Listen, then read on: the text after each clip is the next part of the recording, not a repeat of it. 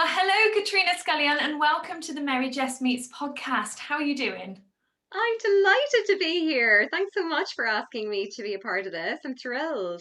Well, I'm thrilled that you're here as well because I've heard so much about you. I've seen all of your amazing stuff that you're putting up on social media. So I've been so looking forward to having this chat and being able to get to know you better.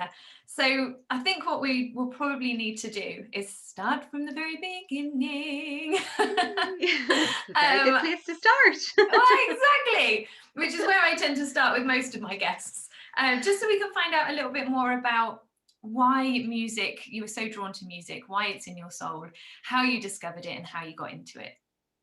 Well, I started at the tender age of 3. I started doing Irish dancing. So it was, I suppose there was no getting out of it there at that stage. But started with Irish dancing, and then I learned piano and flute and guitar. Believe it or not, that's kind of a dirty secret. We don't really talk about that anymore. But piano and flute, and I always wanted to sing. And there was a bit of singing in my family with my granddad and my great uncle were in male voice choirs, and my uncle also was a bit of a singer. But my dad, I suppose, started listening to, things like Michael Ball, Aspects of Love, and Les Mis, and I was obsessed. And I used to sing them all the tenor parts with an operatic voice, which my parents weren't thrilled about.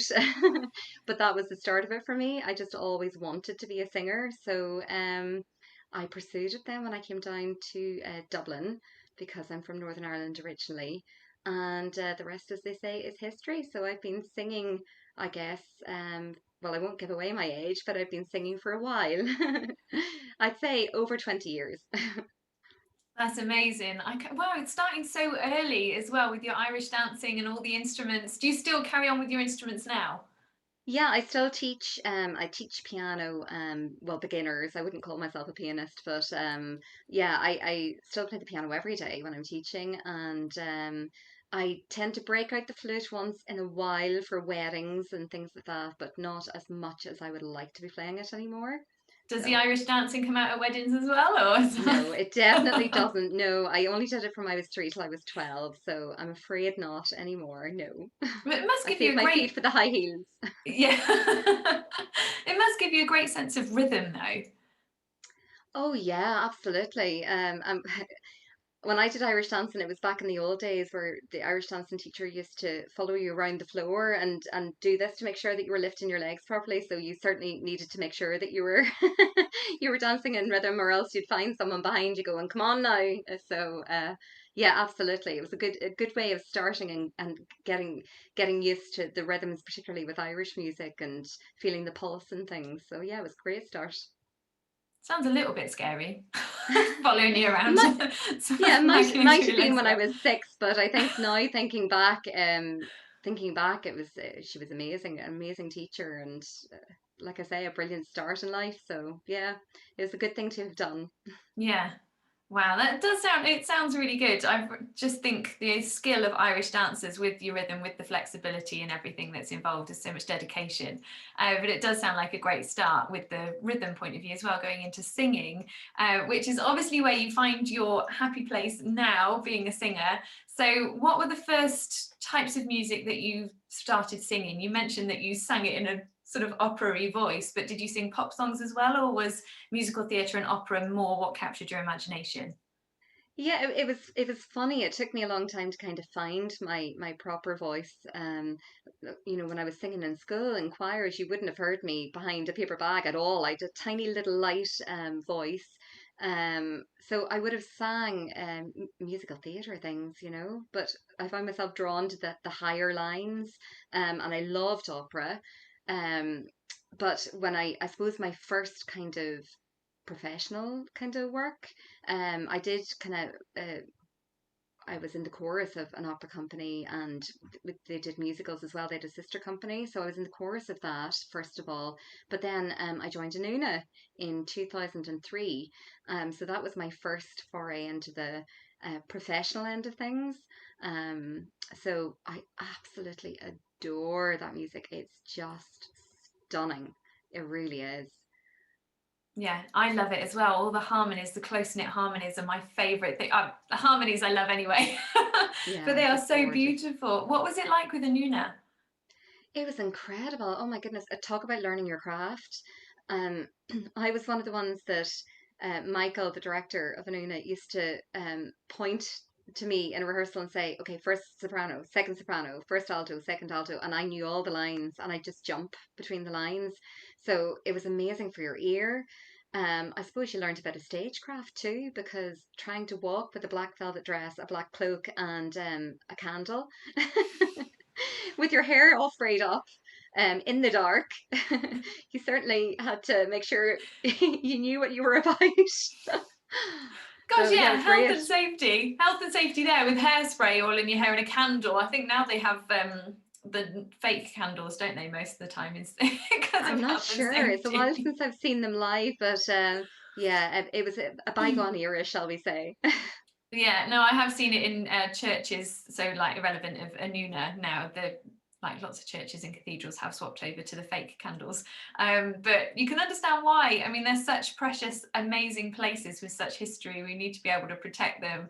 Not only the churches, but the people with hairspray in their hair after, Oh, after doing a absolutely, performance. absolutely. So, how old were you when you first got into Anúna?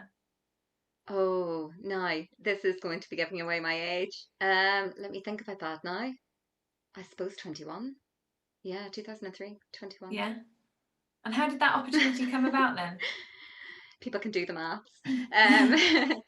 Um, so how did that opportunity come about? Well, actually, we had hosted the Special Olympics in Ireland, and they were going to do Riverdance because it had been such a success from the Eurovision. They were going to do Riverdance at the opening ceremony of the Special Olympics.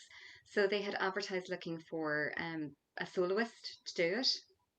And I auditioned and I met Lynn Hillary in the queue. And Lynn actually went on to get the solo part, but we became friends instantly. And she was in Anúna, and we got to chatting, and I joined Anúna, and that was it. So yeah, that's how it came Wow. about. Well, and then she went into, well, obviously Celtic Woman, and you've Yeah, toured with them as well, haven't you? I did that too. Yeah. Yeah.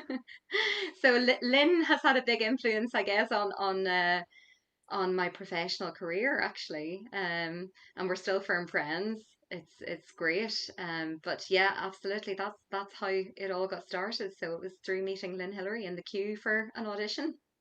I love things like that. You never know where you're going to meet someone who you're going to become instant friends with, or which doors they're going to be able to open. And it's amazing when things happen like that. And I know that Yeah, we were chatting just before we press record and saying that we couldn't have imagined the friendships that came out of the past year and a half. So it oh, is it's amazing incredible. where you forge those friendships, be it in a queue at an audition or over the internet nowadays. And thank God we have the internet. It's incredible, particularly in the last year and a half. The whole world has opened up. It's just phenomenal. And I have made friendships in the last year and a half that are so solid and so good, and I couldn't have imagined it. It's just incredible. It really is. It is. I mean, I know that we've got a mutual friend. We've got quite a few mutual friends, but one of them, Ema Barry, Irish soprano, wonderful woman, and Grace Foley as well. It's funny, I've spoken to them pretty much every day throughout this whole thing, but we've never met. And now I describe them as my best friends, even though we've never met. It's just amazing what technology can open up. And I know you've had very similar experiences, haven't you? Oh, absolutely. Yeah, I talk with Wendy Carr. I'm sure most of your listeners will know Wendy, and Julie May Hales in the States as well. We became friends through the classical crossover community. So yeah, we talk every day. Every day. It's just incredible. I love the story you were telling me before about the necklace that Wendy sent you. Oh. That sounds Yeah, so wonderful. it was my birthday there on the 19th. And well, actually, a shout out to Julie as well because she gave me this gorgeous flask that says "Not a day over fabulous." Love it. But Wendy sent me a gorgeous necklace, which was a little thundercloud with a golden lightning bolt coming out of it, and it says, "You're stronger than the storm." And I just thought it was a gorgeous sentiment, because how many people have stories to tell from the pandemic and the lockdowns and suffering with their mental health, or just general, things getting on top of them and not being able to cope with loss of work or just social interactions. And it's true that we each have our cross to bear, we each have our moments, but you're stronger than those moments, if you can just see through the other side, there will be lighter days ahead. And I just thought it was a gorgeous message. Plus, it's a nice necklace, but it was a lovely thought behind it too. So yeah, it was very special to get that. That sounds wonderful. I love the sound of that, and such a thoughtful gift from Wendy, because I know that in a lot of industries we feel like we've been in the middle of a storm on a tiny little boat. Where's the paddle gone? Don't know where it is anymore. How are we even going to get out of this? We've all been feeling a bit like that. But you have really been one of the singers in the classical crossover community who have tried to make the most of this situation. And I really think that you're an inspiration in that way. You've just gone, right, well, this is the situation we're in. I'm going to make the most of it.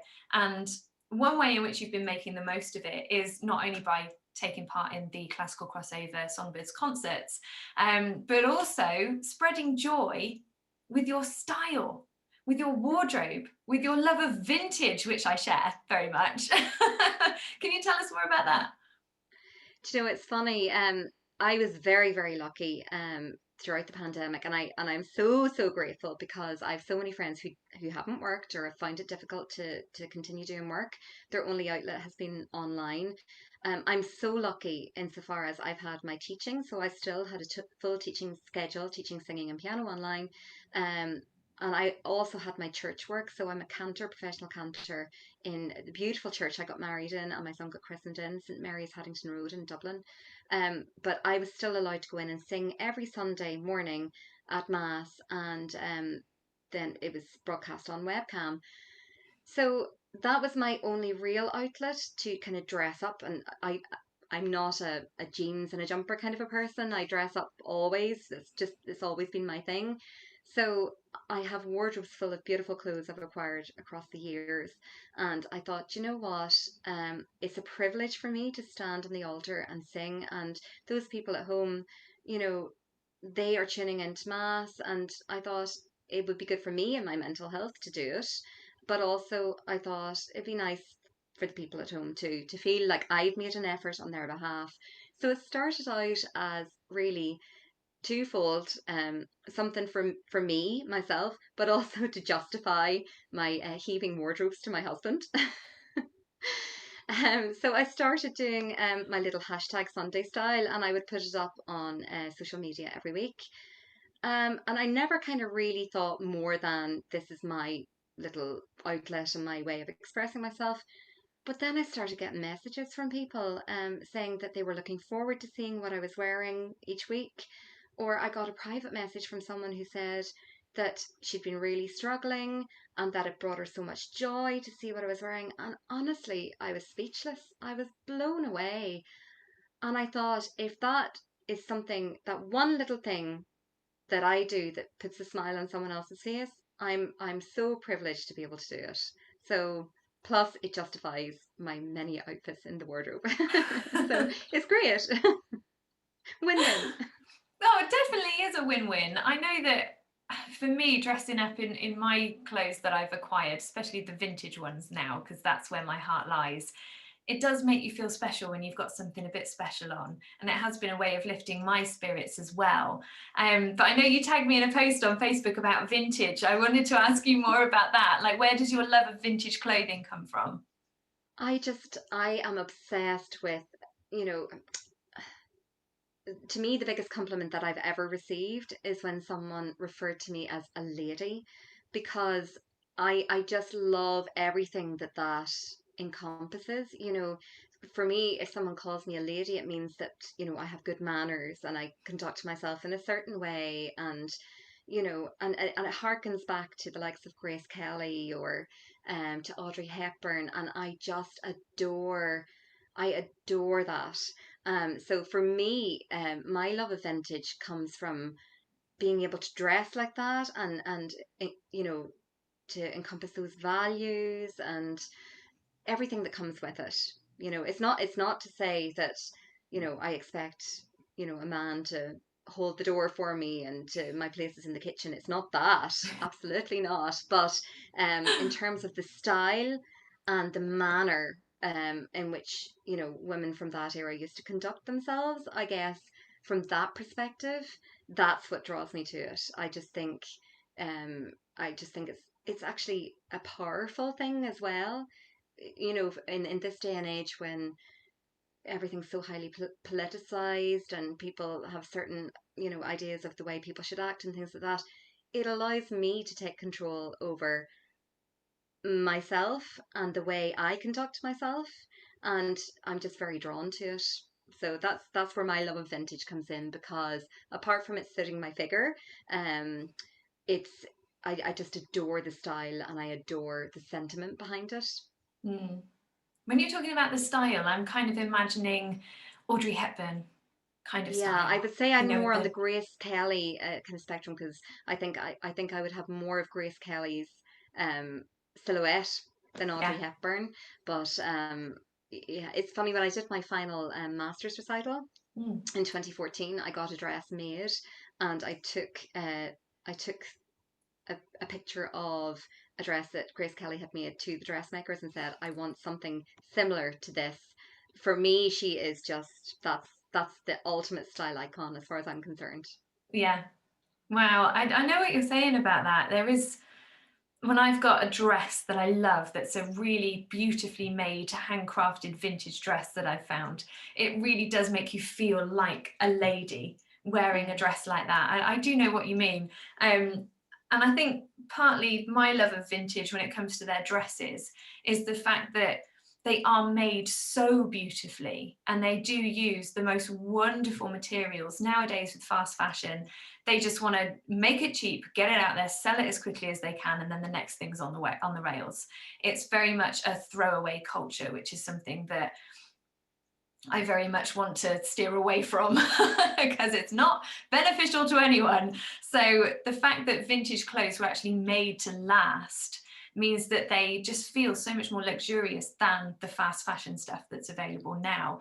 And so wearing something that is made of really beautiful materials, that is beautifully made, does then lend itself to making you feel more like a lady when you wear it, I think. For me, it's almost like I can only imagine what the feeling would be like for someone wearing couture. For me, Mm. it's as close as I'm ever going to get to couture, unless someone wants to sponsor me, in which case, happy to oblige. Christian Dior, if you're listening. But no, absolutely, it's as close as I'm ever going to get to couture. So that's the way I think about it. And you're wearing a piece of history. Mhm. It's if I get the chance, I try to go for vintage for a big event. So when I graduated from my masters, I got and I've worn it in my Sunday style. I think I wore it at Easter, a silk um and lace vintage suit. Mm. You know, I try where I can for a big event to get something vintage, because you're guaranteed nobody else is going to be wearing it. That's another plus. That's completely true. That's completely true.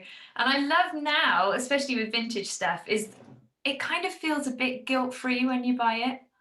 I mean, it does for me because it's a little bit more because you know it's not fast fashion, therefore you don't have any of the human rights issues, any of the environmental issues, or anything like that. So that's good. First of all, that's a thing to make you feel good buying vintage is you're not contributing to that hurtful economy. But also, a lot of the time, by buying vintage, you're saving a lot of these garments for that would go to landfill. So when I go to a kilo sale, for example, which is where you can buy vintage clothes by the kilo, a lot of Mhm. those companies are saving those clothes from going to landfill. And there's one incredible vintage dress that I got that is an Oleg Cassini gown. It's 100% silk. It was all hand beaded. It needed a little bit of work to get it back up to its original glory, but that's where that was destined. It was destined for landfill, and that is just such a tragic loss. such a tragic loss. So I brought that dress back to life, and now I so enjoy wearing it. I mean, hand beaded silk by Oleg Cassini. He designed clothes for the First Lady, Jackie Kennedy, for goodness sake. Incredible. But it makes you feel like $1 million when you're wearing something like that, because of the materials, because of the craftsmanship, especially when you get to bring it back to life.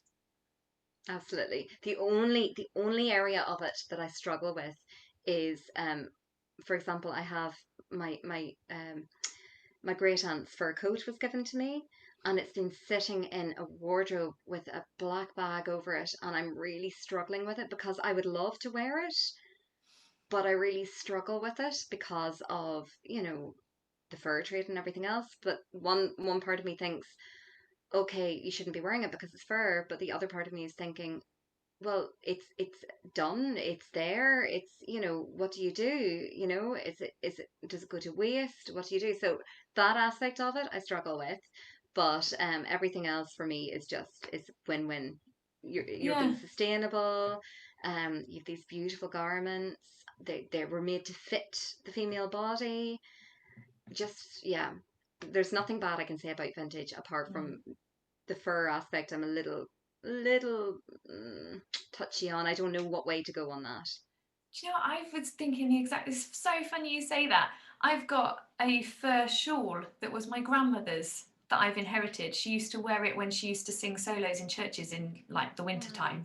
And so it does have that emotional attachment and family history to it, but I'm a vegetarian as well. I can't bring myself to wear it, but then it's just sat in the wardrobe because it's a family heirloom, so I don't feel like I can get rid of it either. What do I do with it? I don't know. I know. Well, it would be a waste, I suppose, if you got rid of it. That's the thing. I mean, it's done. It's been passed down for generations, but it's having the nerve to wear it. I have to go to a friend's wedding at Christmas. I have two weddings at Christmas actually, or January, and I'm thinking about the coat, and I can't stop thinking about it. But the difficulty is, I know there are a couple of people that are vegetarian and vegan there, and I don't want to cause an argument or I don't want to be controversial. So I kind of think, oh, maybe I'd be better off not, just to be respectful as well. It's a tough one. It is a tough one. The only other thing I'm thinking is I think with my grandmother's shawl, you can probably tell that it is real. With a lot of coats nowadays, the fake ones, they look so real anyway that people just assume it's fake that you're wearing. But my concern, especially being vegetarian as well, would be that I'd wear something like that. Somebody would go, oh, that looks nice. I need to buy something like that, and then buy a new fur something or other. And then I would have caused that. My conscience can't handle that. Yeah, maybe it's just for dressing up in your room and taking a few photos and then putting it away again. I think that's the only thing I'd be comfortable using it for. But then, like you say, it's just sat in the wardrobe and it feels like a shame. I don't know. Yeah, Yeah, it's definitely a a dilemma. awkward. Yeah, it definitely is. But yeah, I haven't actually spoken about that with anybody before. It's nice to know that there's somebody else there who sees that fence and is not sure where they sit on it. Yeah, it's a difficult one. It is. Yeah, that is tricky. I feel like we should go back to talking about music. Okay. And what inspires you, because I could sit here and talk about vintage all day. So could I. But I know a lot of the people listening here will want to know more about your music, what inspires you, and your album. I'd love to talk about that. So please help me with the pronunciation. Uru. That's Say right. that. Yes, Uru. Yes, So good. it's so a few of the listeners might know. I managed to produce and launch an album during the lockdown, or during the pandemic. No, it's a live album, so I don't have the budget for big production albums, unfortunately. But so it was a live album with my friend Katrina McElhenney Grimes. We met a few years ago. Doing an opera project together. So a group of friends had, I suppose, been involved in a few opera productions under the banner of North Dublin Opera, and we met through that, and we became instant friends. She's from Donegal, which is in the north of Ireland, but it's part of the Republic, and I'm from Northern Ireland. And we we seized the opportunity to perform together, and we did a recital in the National Concert Hall in Dublin, and we decided that we would like to do an album together. Now, my granny had passed away, and Katrina had lost her mum very sadly, and the two of us had quite a sentimental attachment to um, Irish songs that meant something to us. And as I've said in many concerts that I've done, everybody has an emotional attachment or a sentimental link to songs like Danny Boy or My Lagan Love, or you know, songs like that. So we said, let's do it. So luckily, when I think it was between lockdowns, we went in, or it was just before the first lockdown, we recorded it in a day. And then between lockdowns, we went and got our photos done, and we put everything together and we launched it. We did a live launch in the church where I sing, St Mary's, um, at Halloween.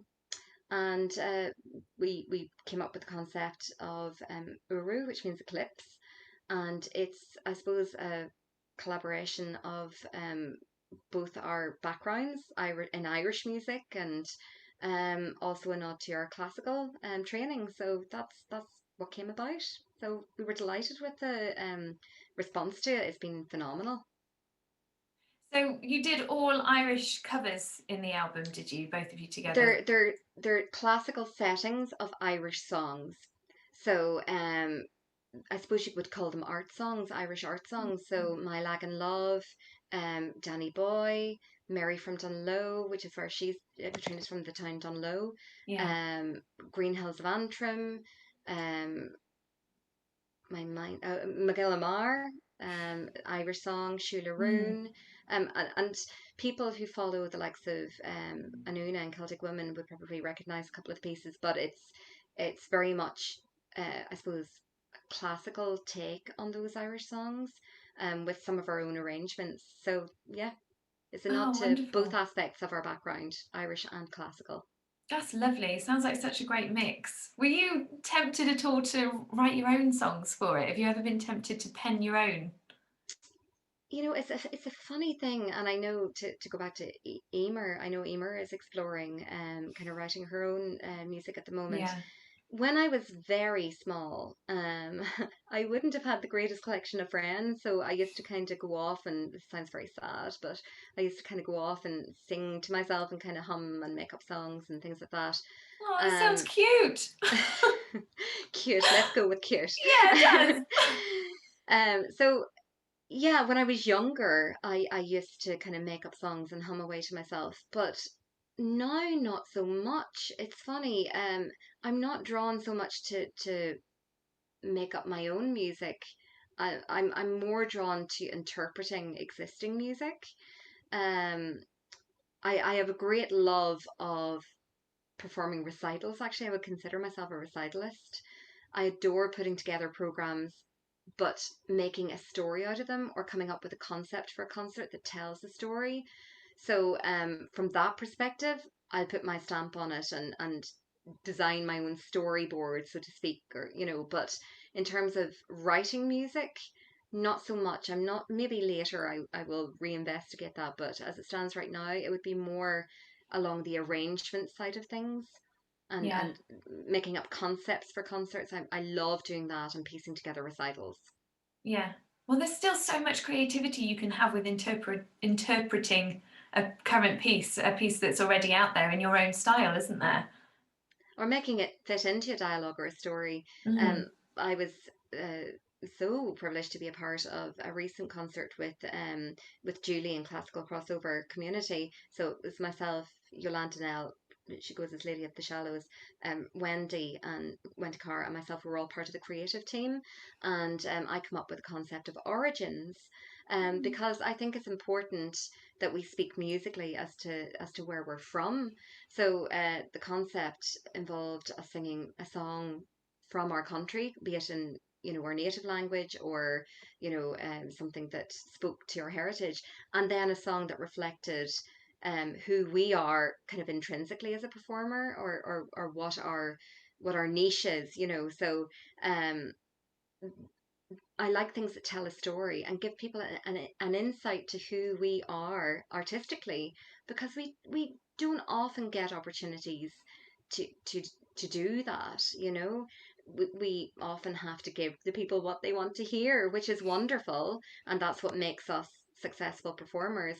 But it's nice to be a little bit selfish or a little bit self-indulgent and say, actually, I'd like to speak to who I am as a person and who I am artistically. So thankfully, I've been very lucky to be able to do that with Origins and with the album as well. So I've been very lucky from that regard. Well, it's definitely a great idea to go back to what really means something to you and share that story with an audience, because it's great when you're able to connect emotionally with a song, but then when the audience know why you connect so deeply with it, it enhances their connection with it too. Yeah, and the other thing is that, you know, it's the age old adage. I mean, you know, when you are in the public eye and when you are kind of performing publicly, you know, the audience are there to support you and you know, enjoy your music and everything else. And there is a disconnect. You know, we do have our personal lives too, but I think by opening up that little bit to the audience, I think they appreciate it a little bit more, and they like to get that little glimpse into who we are as people without us compromising ourselves or giving too much away. I think it's a good thing, you know, to be able to open up and show those little glimmers of who we are as well. So Yeah, I completely agree with everything you've just said. And there was a time in my career when I would have just loved to have just gone on stage, sang the songs, and come off and not said anything. Because I wasn't very good at speaking in front of an audience at all. And I would have loved it if I could have just gone on, sang the songs, and got off and not said a word. But the time when I plucked up the courage to actually craft a show, which meant that I was able to share my personal story, especially with these songs that I was singing.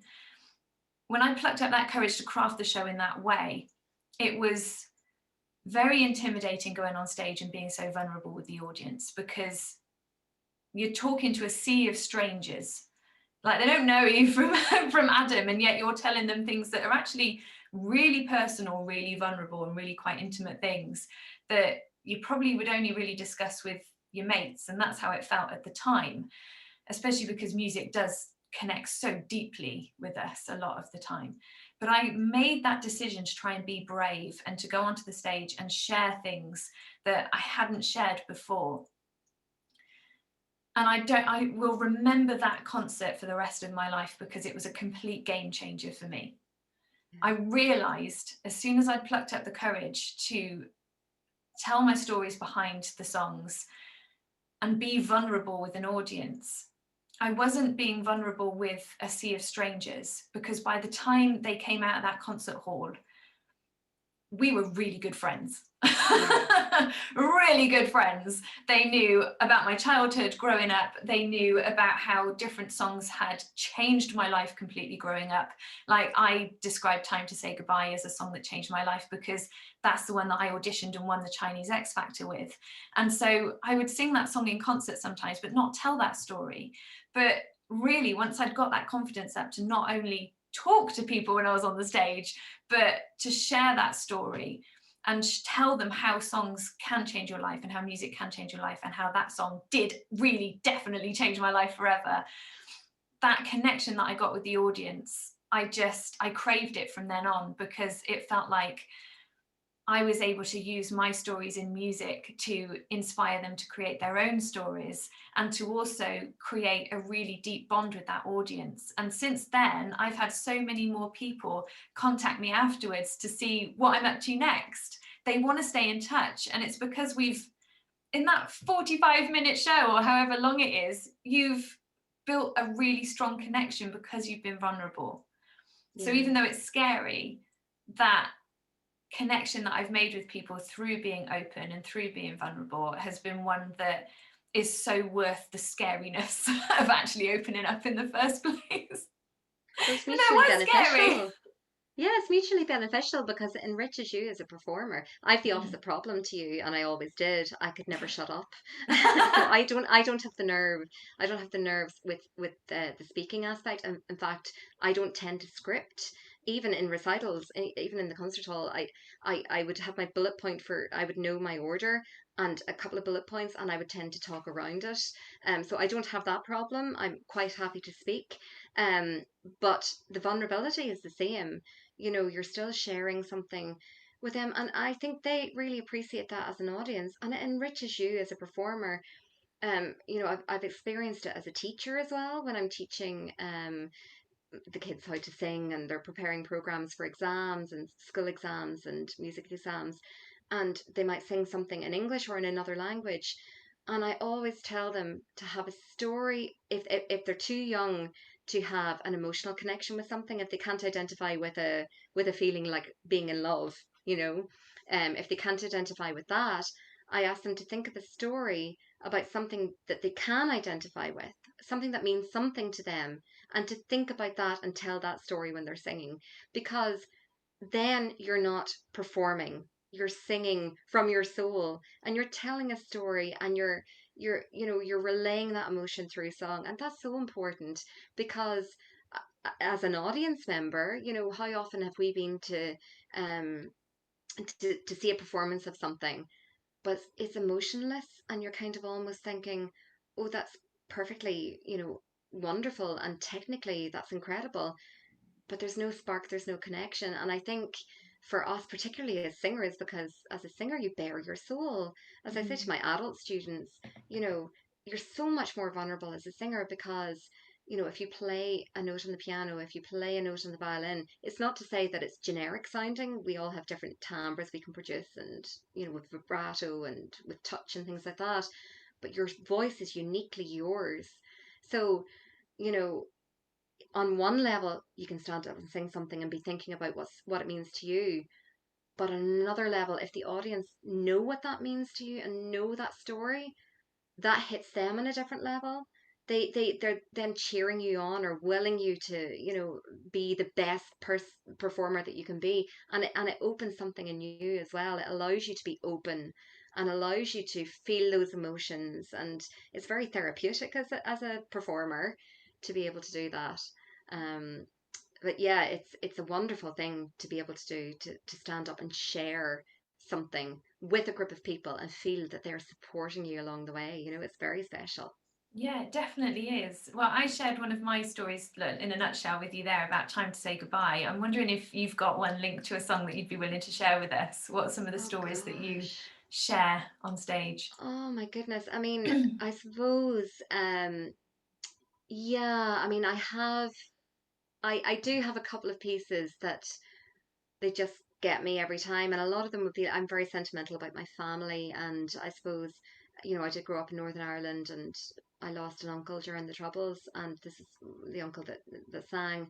And you know, Danny Boy for me is, it always kind of brings me back to that place, because his middle name was Daniel, and you know, he used to sing that.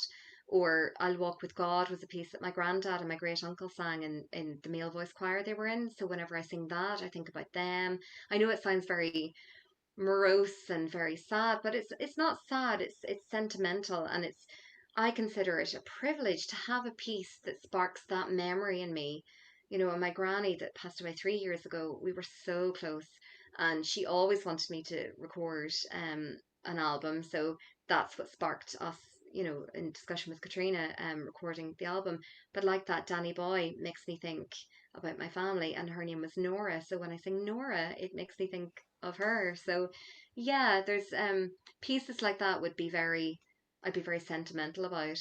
In terms of the classical spectrum, yeah, there are a couple of pieces, a couple of classical pieces that, you know, there might have been, it might mean something to myself and my husband. So when I sing them, I think of him. Or, you know, maybe, you know, pieces that actually I sang at my wedding. I sang, it's a setting of the Yeats poem The Cloths of Heaven, and there's a beautiful setting by Thomas Dunhill, and obviously whenever I sing that, I think of my husband. You know, it's, yeah, I'm a very sentimental creature, and I wear my heart on my sleeve, which is to my detriment sometimes. Um, Sometimes I overshare, but no, I do have quite a lot of pieces that touch me in a very emotional way, and I don't mind sharing that with the audience. I mean, I wouldn't share too much about Danny Boy and the specifics of my uncle passing and everything else, but I would say that it's a very sentimental song for my family, and it means a lot to my family. But I think it's good to be able to have these associations with songs, because like that, there's a difference between someone singing something and someone singing something, so I consider it a privilege to have those, emotional connections to those pieces. Do you think it's also because those pieces, as well as having that sentimental value, do you think they helped you through that time as well? They were a healing thing too, perhaps?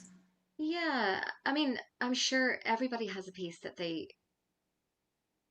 can't get through listening to without bursting into tears. I mean, there's a piece for me, and it's I don't I never understood why it had this effect on me, but it's the second movement of a piano concerto by Shostakovich, and the second movement of the second piano concerto, it just moves something in me to the point where I just burst into tears every time.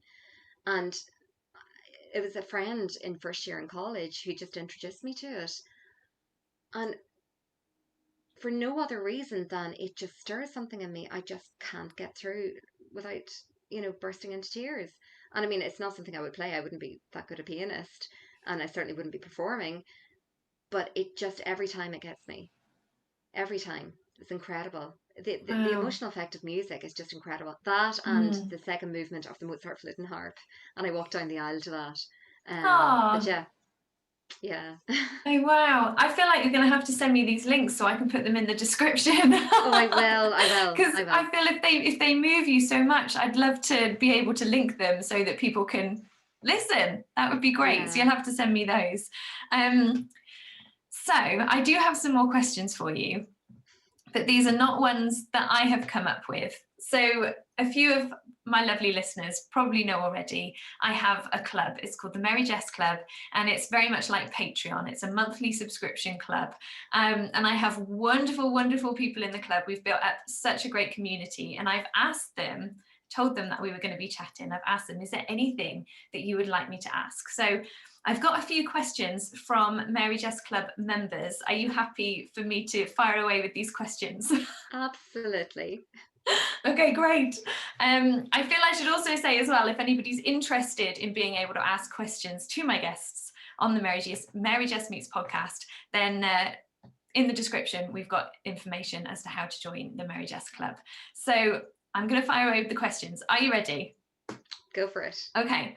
So Tuomo, he is asking, he says Katrina's got a very big collection of shoes, and then he's got little shoe icons next to this, which are very cute. Can you ask her how many pairs are there? I don't know is the honest answer, but I would certainly put it at over 100. 100. That is some dedication to that collection right there. Built up over many, many years. Many, many years. Yeah. Do you have a favourite pair? Oh my goodness. Oh, that's a difficult My question. favorite pair ever for my wedding shoes. I bought a pair of Manolo Blahnik shoes for my wedding. I'm also allergic to flowers, so I had a Swarovski crystal bouquet and a Wow. pair of ivory and Swarovski Manolo Blahnik shoes. So they are my favorite pair. They don't get brought out very often. I think I've worn them once since I got married in recital in the National Concert Hall. Maybe twice since I got married, but they were big recitals. But otherwise, I mean, they're like my babies.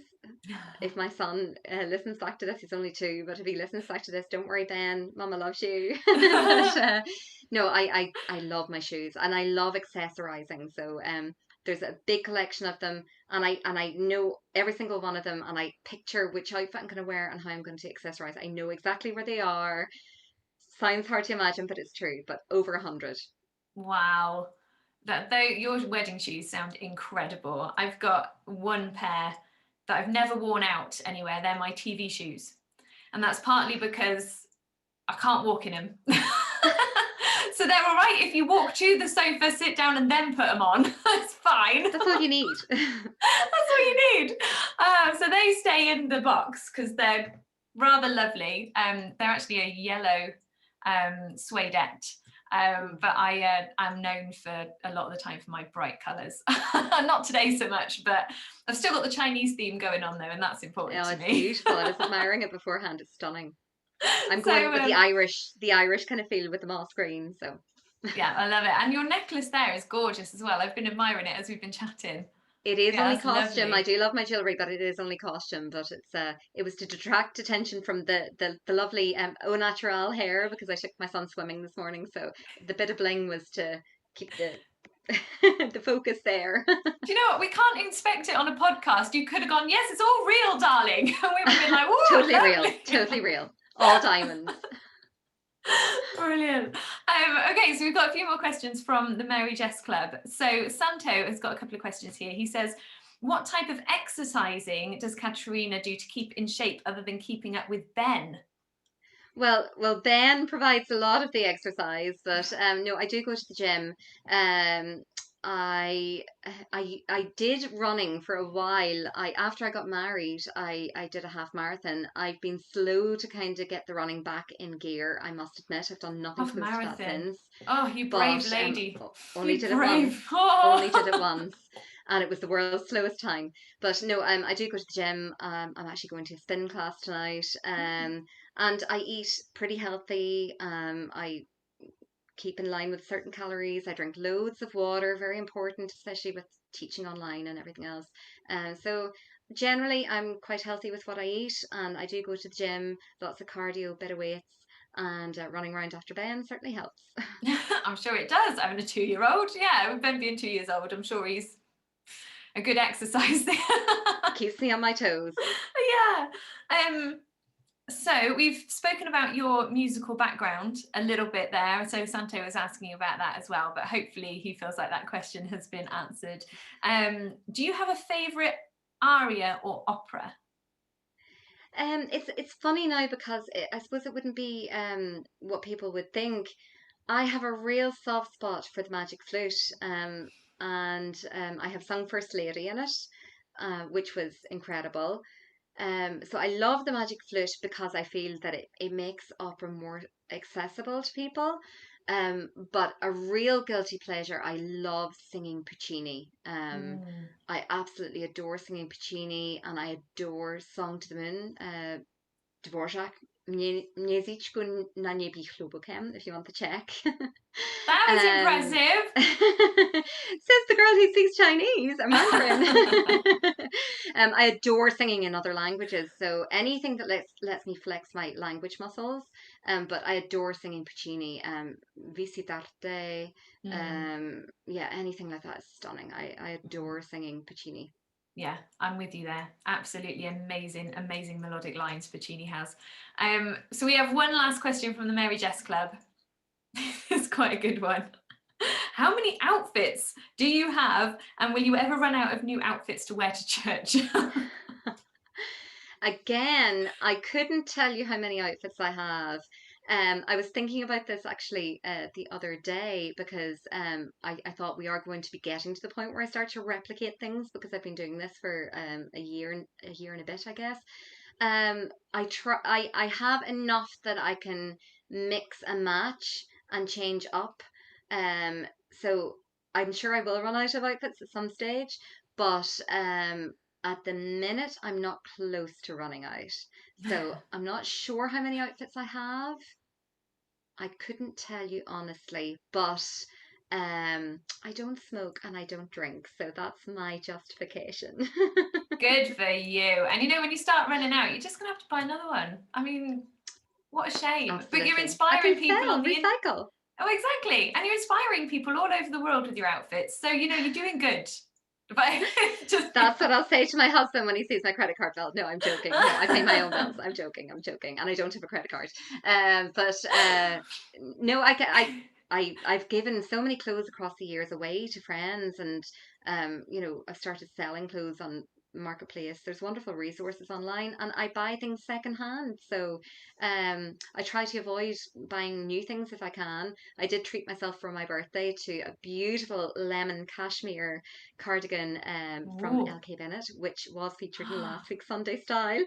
But that was for my birthday. But otherwise, I try to avoid buying anything new. Mm, me too. I'm on that road as well. No fast fashion. Indeed. Unless All it's the lemon vintage cashmere. stuff. That does And sound it's your birthday. amazing. Oh, that does sound amazing. I'm going to look out for that. So that's all the questions that we've got from the Mary-Jess Club. Like I said, if you'd like to have the opportunity to ask your questions to my future guests on the Mary-Jess Meets podcast, then look in the description for how to join the club.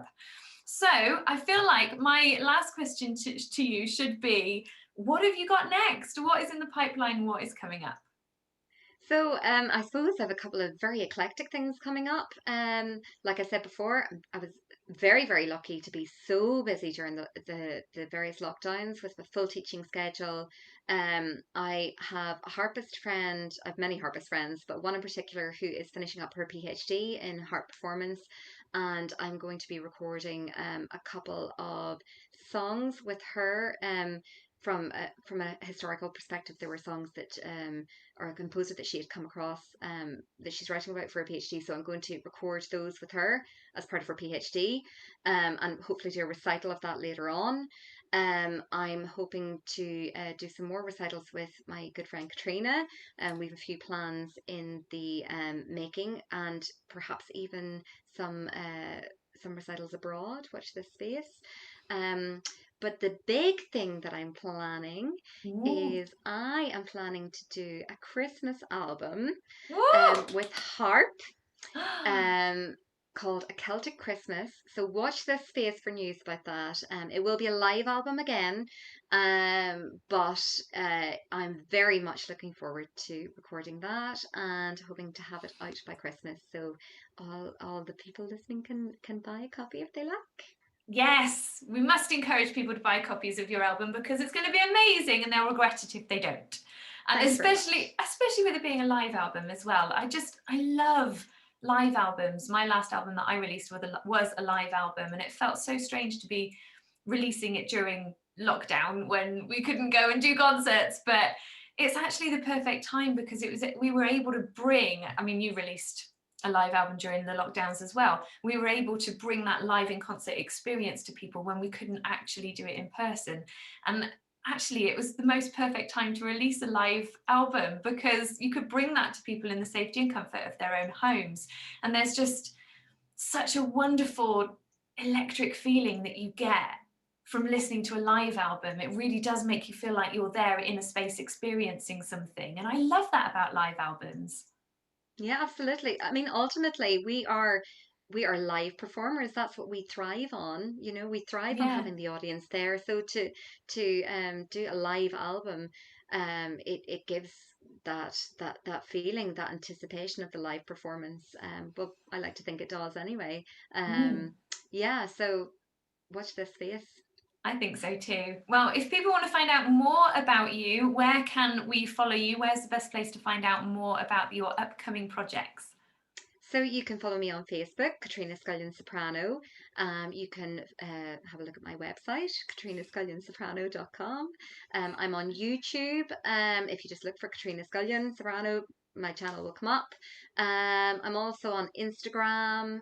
Again, type in Katrina Scullion Soprano. You might be getting the theme here, but Brilliant. yeah. So you can find me on Facebook, Instagram, YouTube, and on my website as well. Perfect. We'll have to make sure all of those links are below as well to make it super easy for people to catch up with you. But thank you so much, Katrina, for coming on the Mary-Jess Meets podcast. Oh, thank you so much for having me. No, thank you so much for giving us so much of your time. I'm really grateful, and I cannot wait to hear your live album when it comes out. I'll tell you what, you'll have to come back on the podcast and tell us all about it. I would be delighted.